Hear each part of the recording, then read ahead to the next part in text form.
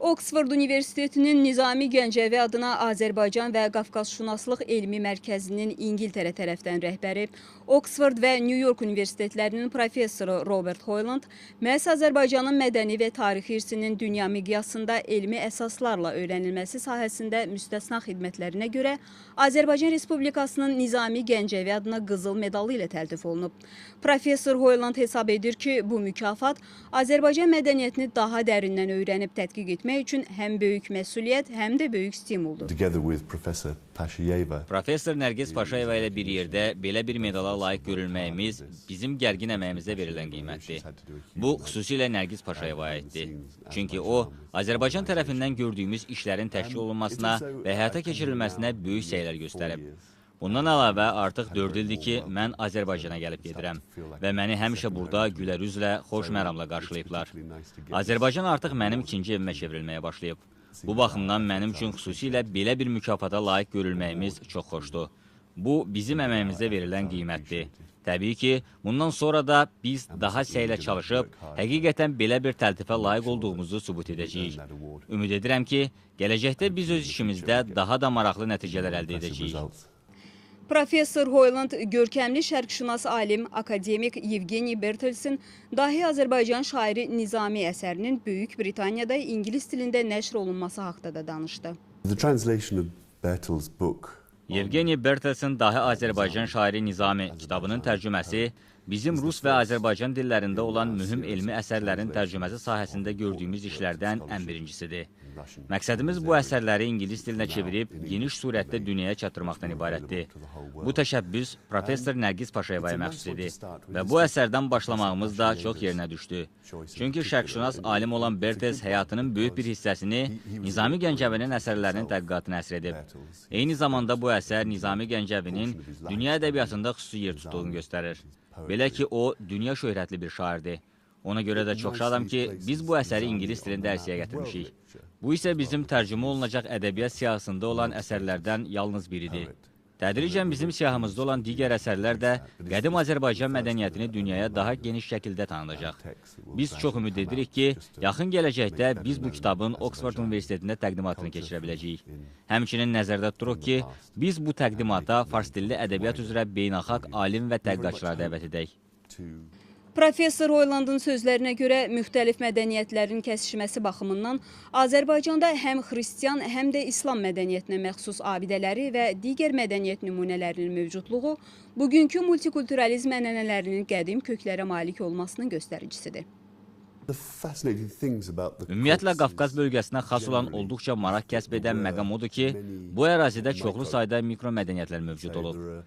Çünki burada rəngarəng ekosistemlər mövcuddur. Dağlıq ərazilər, düzənliklər, sahil boyu ərazilər.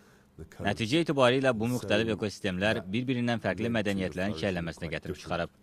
Ərəb işğalı tədricən bu əraziyə gəlib çatıb. Bu deməkdir ki, İslamdan əvvəlki mədəniyyət bir-birinə yox olmamış və İslamlaşma prosesi tədricən baş vermişdi. Yerli mədəniyyətlər hələ bir müddət inkişaf etmişdi. Deyə bilərəm ki, burada fars dilli icmalar müəyyən müddət mövcudluğunu qoruyub saxlaya biliblər. Bundan əlavə, xristian icmaları 15-ci əsrə qədər özəlliklərini qorumağı bacarıblar. Xristianlığın süqutu əslində Şimali Qafqazdan üzü aşağıya doğru başlamışdı. Təbii ki, müəyyən mühitlərdə müvafiq mədəniyyətlər özünü qoruyub saxlaya bilmişdi. Müsəlman səyyahlar dünya səyahətinə çıxarkən həmişə Qafqaza valih olduqlarını qeyd ediblər. Onlar burada olan müxtəlif dillər haqqında məlumat verərək qeyd ediblər ki, bu ərazidə ən azı 360 müxtəlif dil vardı.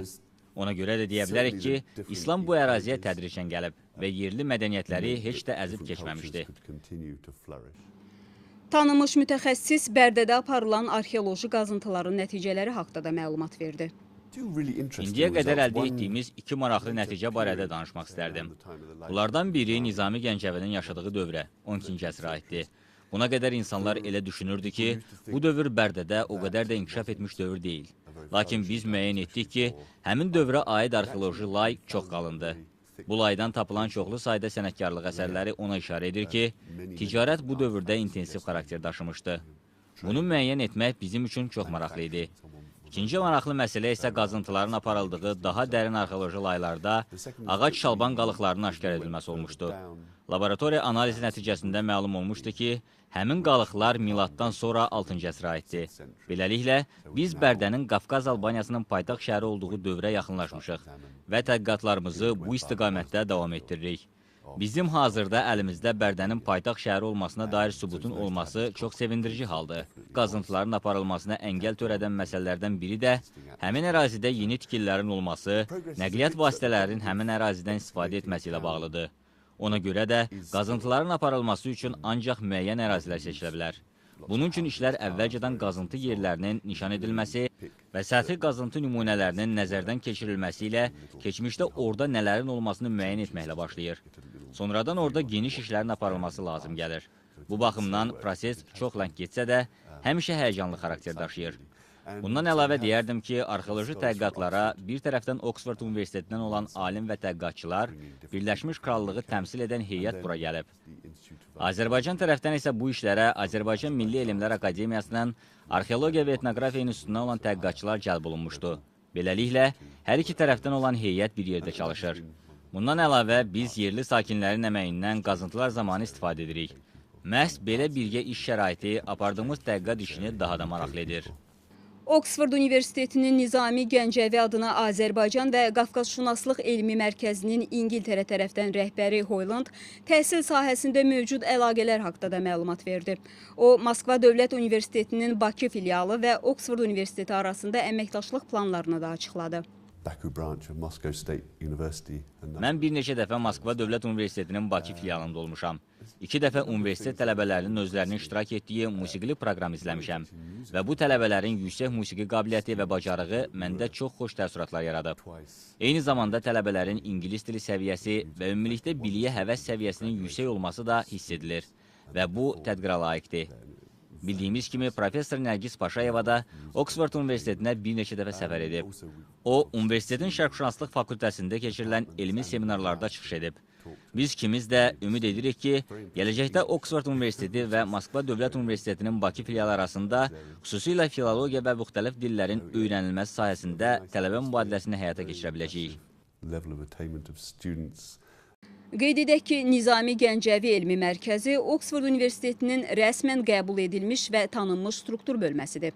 Elmi mərkəz həmin universitetin tək şərqşünaslıq fakültəsi ilə bağlı məsələləri deyil, ümumiyyətlə Oksford Universitetində digər sahələrdə elm və təhsillə bağlı olan bütün məsələlərdə Azərbaycan üzrə koordinator səlahiyyətlərinə malikdir.